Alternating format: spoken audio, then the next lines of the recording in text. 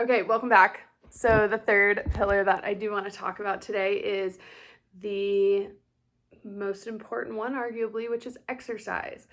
And I don't want to talk about it from necessarily a perspective of like, if you want to lose weight, you need to exercise, because I don't think it's about that. What I feel exercise is about, it's about building your character, building your mental resilience and toughness, feeling good, and regulating your hormones.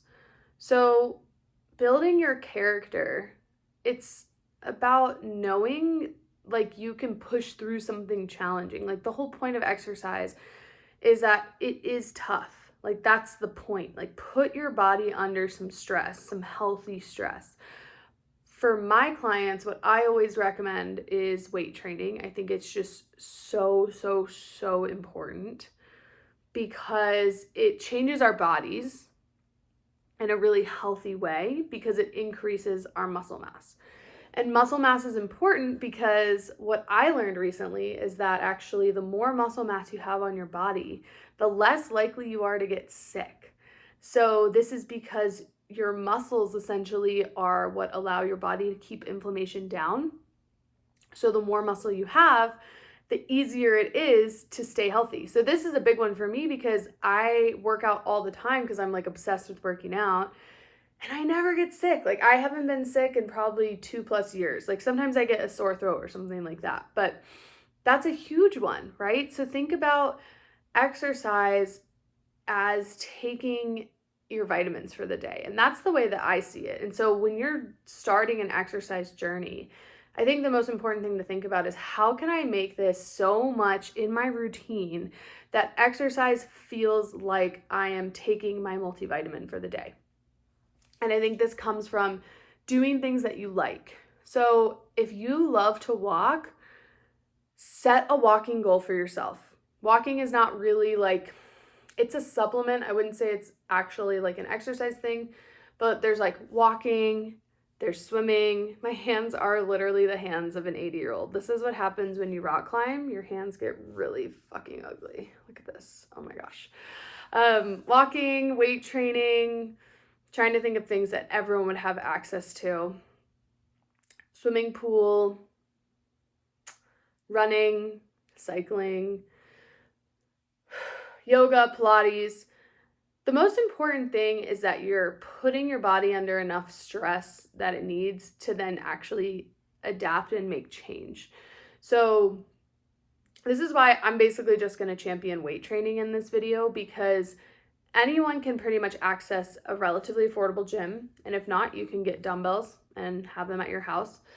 And it's going to give you the most bang for your buck. So if you really know how to progressively overload, and that's basically a fancy way of saying you know how to push your weight and push your muscles, you're going to see a change.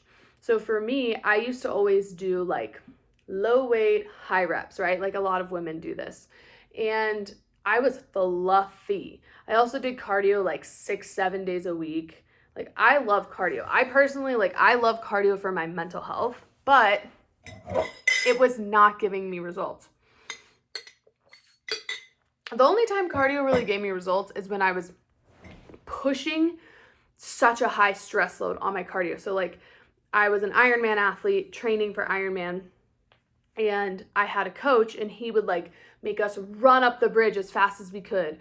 Or we'd do 4x1 mile repeats as fast. Like it was hell. We would do 90 minutes on the bike. Like the reason I saw results in that way is because I was burning through so much, basically just glycogen. I was just honestly so hungry all the time. Like it was not healthy. I was vegan. It was really bad. But I kind of just burned through all my muscle and I was like super light. Like if you think of like runners that you know where you're like, they're just so light. That's kind of where I was. So that's the only time I saw results with cardio. And honestly, it was such a heavy time investment. I probably did 6 to 7 hours of high intensity cardio a week. That is way too much, especially for women. So I don't recommend it. Whereas with weight training, you can do 3 to 4 45-minute sessions a day a week, and you will definitely see a result. So the trick is progressive overload, as I said, which is pushing your muscles past a point of comfort through heavier weights over time. So for example, if you go to the gym and you always do squats at 15 pounds, just stop doing squats because you're not going to see a result. Now, you go in, you do 15 pounds week 1, 25 pounds week 2, 35 to 40 pounds week 3, and then 50 to 60 pounds week 4. Now we're talking about seeing some results, which is great. So think about progressively overloading. And this is why I'm not a fan of classes like bar classes or Pilates classes, because they're going to give you these like tiny little 2-pound weights, 5-pound weights, and you're never really going to change them. So you're going to do this class for like a month or 8 weeks, and you're going to be like, why does my body look the same? Like, I've been putting in the effort. And then you're going to get discouraged, and then you're just going to want to stop working out. So this is important, is progressive overload. And this is, again, why weight training is huge. So find a way to enjoy weight training. For me, it's like putting on my headphones, like twerking and like dancing a little bit while I'm working out, and just setting a timer for myself and being like, okay, I'm going to push myself for 45 minutes, drinking some coffee. It's like 7 a.m. And I'm still kind of waking up. So that's super important. And the other thing that I think is the most important with exercise is you have to learn to cross train. So another reason that I see clients either get injured or lose their steam is because they're doing the same thing. So even if you only weight train, I don't want you doing that back to back, and you definitely don't want to do the same muscle groups all the time. So, or I see this a lot with runners and cyclists. They're like, well, I just cycle on Monday, cycle on Tuesday, rest on Wednesday, cycle on Thursday, cycle on Friday. That is a recipe for injury. Even if you're doing different types of cycling intervals, I still don't recommend it. What I recommend is whatever you did one day, you definitely don't want to do the day after. So that's like my number one motto. So for example, Monday, you walk, like an hour and a half walk. Awesome.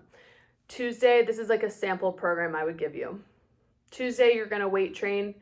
You're going to do a pulling pattern. So you're going to do everything that's pulling for posterior chain, so backside of the body. So it would be like deadlifts, pull-ups, inverted rows, plank rows, like hanging knee raises.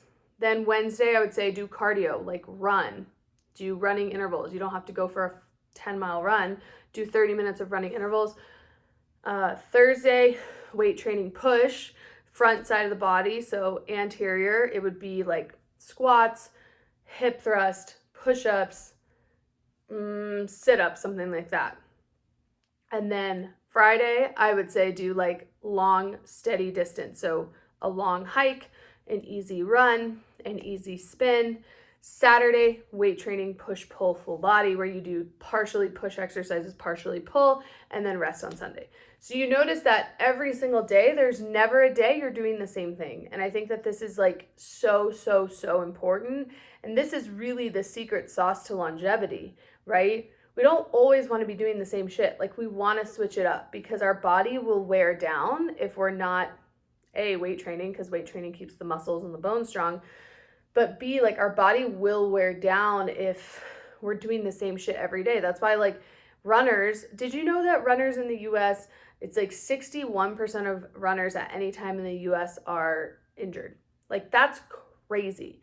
And it's because there's so much repetitive, high intensity, high impact movement on the joints that they don't have enough recovery time. So if you're going to start running, I would say do not run more than 2 to 3 times a week, like max. Even when I was doing Ironman training, we probably ran max 4 days a week. And only 2 of those days were like hard training days. So remember the importance of cross training. And the last thing that I want to say on exercise is do it for your mental health. Like, do it for your mental health. The science is showing now that exercise is like 10 to 20% more effective at relieving symptoms of anxiety and depression as taking an antidepressant is. And that's because the hormones that are released in your brain when you exercise make you feel good. Like, this is important, and no one really, I mean, people are talking about it, but I just think you have to understand it on a cellular level. You're probably, if you feel depressed one day, you have to overcome mentally enough to get your ass out of bed or get your ass out the door and just exercise. Like, you're going to feel so much better. I cannot emphasize this enough. So knowing that you're doing this because it's not something you want to do in the moment, but you know that the feeling after is going to be like so much better. So that's a big reason that I exercise, is because I just want to keep my mental health solid. I want to stay happy, and I have to exercise to stay happy. It's huge. And it just really helps with everything in my life. Like, if I'm going through something, like I'm going through a breakup right now, we literally got off the phone from breaking up and I walked my ass into the gym, and I was like, you know what?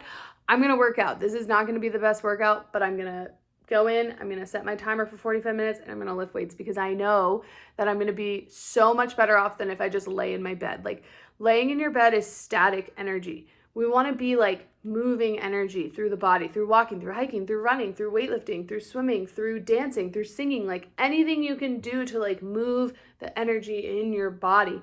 You're going to feel so much more alive and happy. And this is so important. So why wouldn't you want to do this for yourself?